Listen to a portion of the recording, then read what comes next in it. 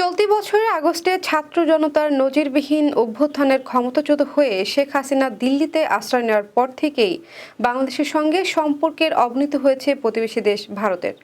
আর সম্মিলিত সনাতন জাগরণী মঞ্চের মুখপাত্র ও সাবেক বিতর্কিত ইস্কন নেতা চিন্ময় কৃষ্ণ দাসের গ্রেপ্তার যেন সেই আগুনে ঘি ঢেলে দিয়েছে।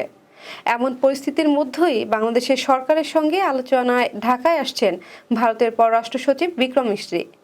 এর আগে 2023 সালের নভেম্বর মাসে নয়াদিল্লিতে উভয় দেশের দুই পররাষ্ট্র সচিবের মধ্যে সর্বশেষ সংলাপ হয়েছিল।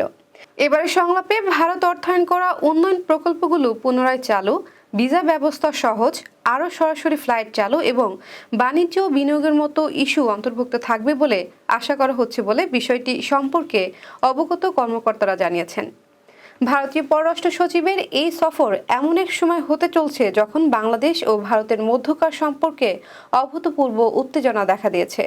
হিন্দু সংখ্যালঘুদের ওপর কথিত নিপীড়ন ও রাষ্ট্রদ্রোহের অভিযোগে অভিযুক্ত চিন্ময় কৃষ্ণ দাসকে গ্রেপ্তারের অভিযোগে বাংলাদেশ সীমান্তবর্তী কয়েকটি ভারতীয় রাজ্য বিক্ষোভ হচ্ছে।